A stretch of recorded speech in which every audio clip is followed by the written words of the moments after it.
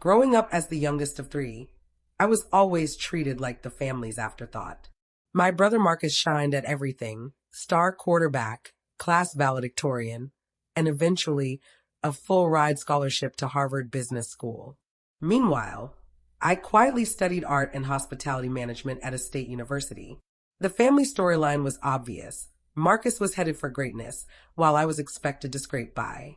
She has no head for business. My father would joke to his golf buddies whenever my career was mentioned, wasting her time on hotels when she could have followed Marcus into finance.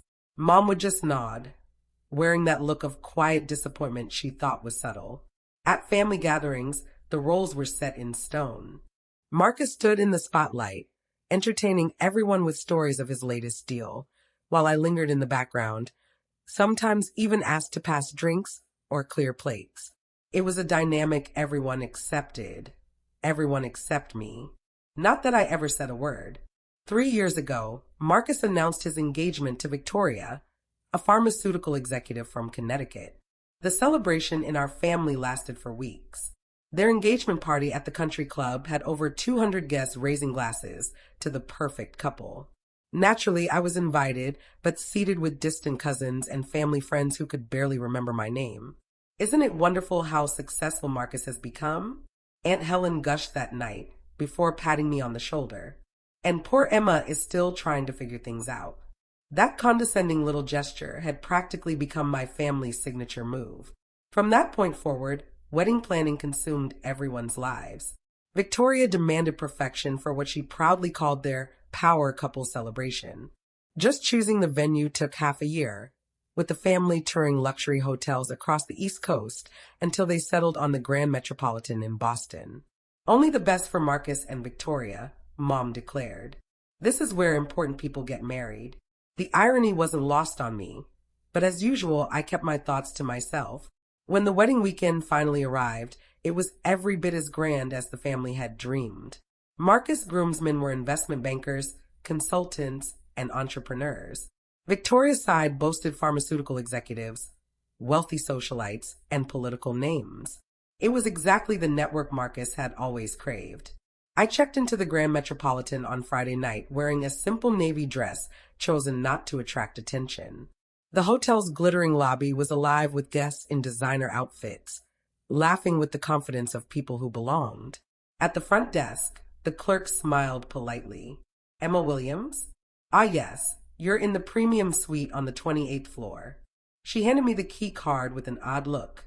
The rehearsal dinner was held in a private dining room with crystal chandeliers and panoramic harbor views.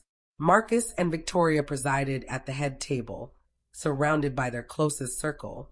I was placed at a side table with elderly relatives who spent most of the evening talking about their ailments.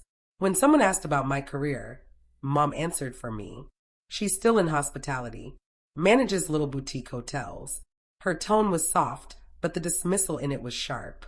The others nodded politely and quickly steered the conversation back to Marcus' promotion to senior vice president. The ceremony itself was flawless. Victoria was radiant in her designer gown, and Marcus glowed with the confidence of a man living exactly the life he was promised. I sat quietly in the fourth row, watching my brother marry into the success our parents always wanted for him. Afterward, the reception in the grand ballroom looked like something out of a fairy tale. Thousands of white orchids, crystal centerpieces, and lighting that made the room sparkle like a magazine spread. The guest list was a roll call of Boston's elite. Executives, bankers, politicians, all sipping champagne and eating caviar. I found my seat at table 12, tucked away at the back. Around me were Marcus' old teachers, distant relatives, and Victoria's elderly great-aunt, who grumbled constantly about the music being too loud. Clearly, this was the table for people who had to be included, but weren't considered important. When Marcus and Victoria made their rounds, they gave me a quick hug and polite smile before moving on to greet their more valuable guests. At the next table, Marcus' college friends started whispering. "Look at her sitting alone," said James, his old roommate, loud enough for me to hear. "Budget table material. Who is she?" Another asked. Marcus barely glanced over before replying. "Family obligation invite. My sister Emma, sweet enough, but not really our crowd, if you know what I mean. Laughter followed, and James pressed, "What does she even do?" "Some hotel management thing," Marcus said casually. "Nothing major. She's always been more on the artsy side, not very business-minded." My face burned, but I forced a smile and pretended not to hear. This was his night, and I wouldn't ruin it with a scene. The evening carried on like a polished performance. Their first dance looked straight out of a movie. The speeches were crafted to perfection, and every detail screamed of the future power couple they were meant to be. It was everything my family had wanted, everything for Marcus, and once again, nothing for me. I felt myself fading into the background, almost invisible, as the conversations around me spun endlessly about investments, political ties, and high-stakes deals. Whenever someone asked about my job, their interest dropped the moment I mentioned hospitality management. More than once, I caught Marcus' friends casting glances in my direction, whispering, likely wondering how I'd found my way into such a lavish gathering. When the cake was served, I slipped outside to the terrace for a breath of fresh air. Boston Harbor stretched out before me, glittering under the city lights like scattered jewels on dark water. For a fleeting moment, I let myself wonder what it would feel like to truly belong at an event like this, to be regarded as accomplished and respected, not just tolerated as part of family duty. "Excuse me, are you Emma Williams?" I turned to see a distinguished man in his 50s, impeccably dressed, approaching. His name tag read, Robert Chin, hotel director. "Yes, that's me," I answered, bracing for some issue with my room or the evening's arrangements. "Miss Williams, I've been looking for you. I just wanted to personally make sure everything this evening is flawless. Is there anything at all we can do to improve your experience?" His attention felt unusually intense for an ordinary guest, but I appreciated the courtesy. "Everything has been wonderful. Thank you. The wedding is beautiful." "I'm very glad to hear that," he replied warmly. "If you don't mind me asking, how do you know the bride and groom?" "Marcus is my brother," I explained. His expression shifted subtly, though I couldn't quite interpret it. "Your brother?" "Of course." "Well, please don't hesitate to reach out to me personally if you need anything. Anything at all." He handed me his card with a polite bow before disappearing back into the reception. The encounter felt unusually formal, but I chalked it up to the hotel's standard of service for such a high-profile event. When I returned inside, the dance floor was alive. Marcus and Victoria glided across the room, surrounded by friends and family with enviable connections. Each interaction seemed like another chance to strengthen their already powerful social networks. I sat quietly at my table, watching them mingle with pharmaceutical executives, fund managers, and political figures. "She really doesn't fit in here, does she?" I heard the comment clearly, one of Victoria's sorority sisters standing near the bar. "Who?" her friend asked. "The sister. She's nice enough, I guess, but definitely not their usual circle. Marcus said she works in hospitality or something. Probably not much money in that. Well, at least she's trying. That navy dress is lovely, even if it's obviously not designer." My face burned, but I forced my expression to stay neutral. This was familiar, being discussed as though I weren't present, being judged and dismissed as different. As the evening wore on, Marcus' business school friends clustered near the head table, bragging about deals and future plans. Victoria's pharmaceutical colleagues gathered at the bar, deep in industry talk. Everyone seemed to belong to some exclusive club, for which I had no credentials. By 11, I decided it was time to slip away.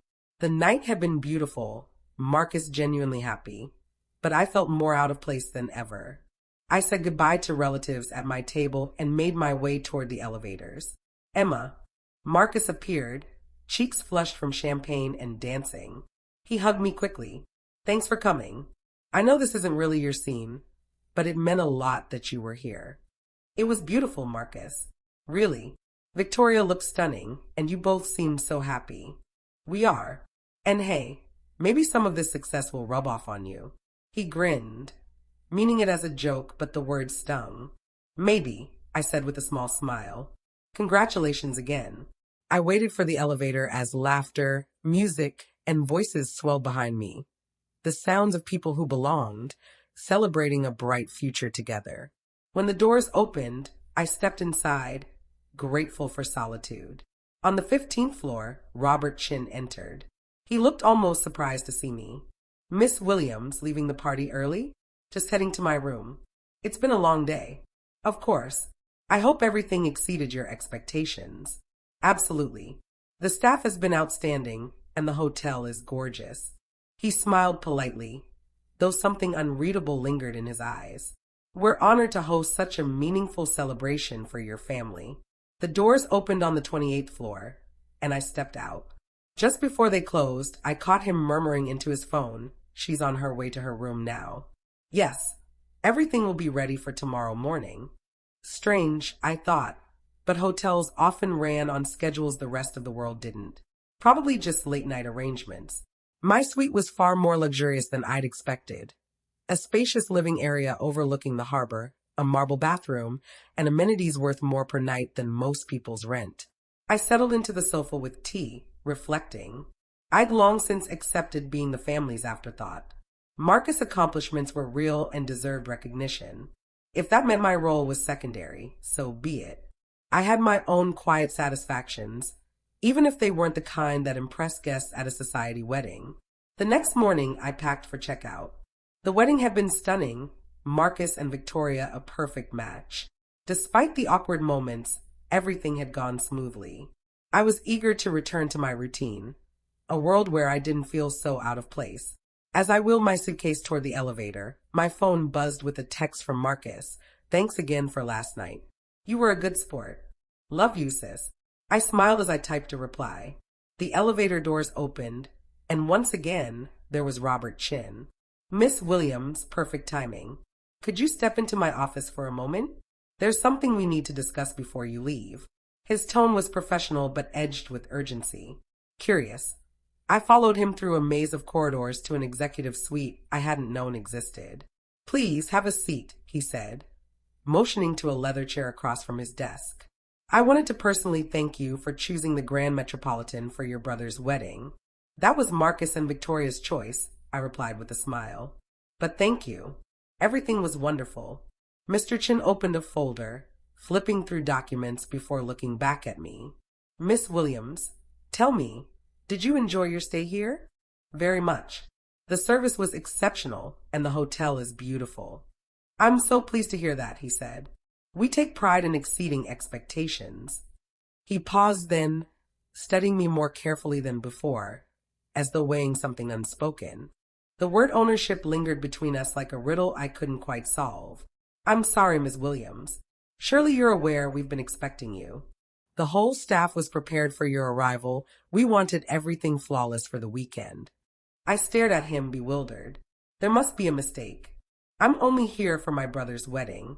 I don't know what you mean by ownership.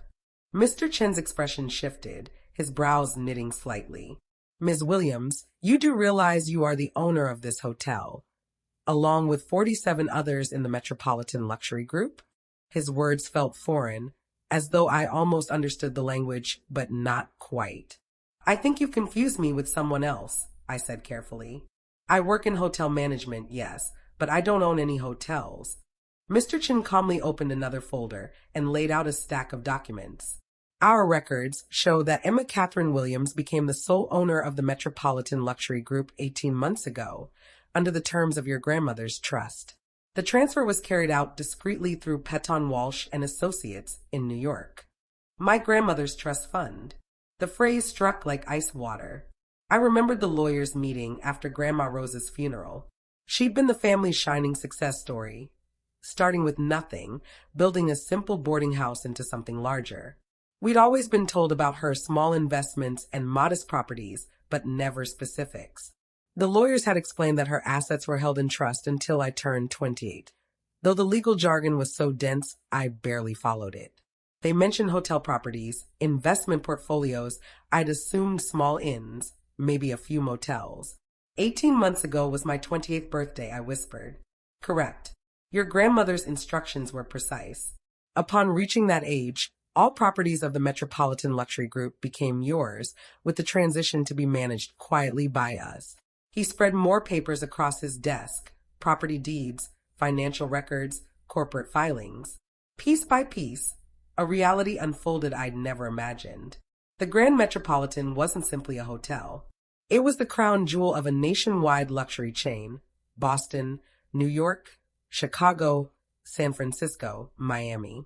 Each property valued in the tens of millions. The portfolio is worth about 1.2 billion, Mr. Chin continued smoothly. Your grandmother was remarkable. From that boarding house in Salem, she spent 6 decades building one of the East Coast's most successful hospitality empires. I stared at the documents, struggling to process a life story that suddenly belonged to me. But my family always said she had just a few modest holdings. Your grandmother was very private. Even our board of directors only learned of the true owner when the trust was executed. We've managed operations on your behalf, waiting for you to take control. The room seemed to tilt. For 18 months, my family had treated me like the poor relation, while I had unknowingly been one of Massachusetts' wealthiest women. Ms. Williams, are you all right? Would you like some water? I nodded faintly, still fixed on the revenue numbers, the locations I'd walked past countless times without realizing they were mine. A hospitality empire, built quietly, now handed entirely to me. Why didn't anyone tell me? I finally asked. Your grandmother was clear, discretion above all. She wanted you to build your own career first. We've only been caretakers, waiting for you to be ready. And the wedding reception last night? Mr. Chen's lips curved faintly. We wanted everything perfect for your family. When we saw Marcus Williams' reservation and realized the connection, the entire staff was instructed to give their best. We had no idea you weren't aware of the ownership. Suddenly, the odd looks, the extra attention, the lavish service, it wasn't customer care. It was how staff treated their boss. Miss Williams, what would you like us to do next?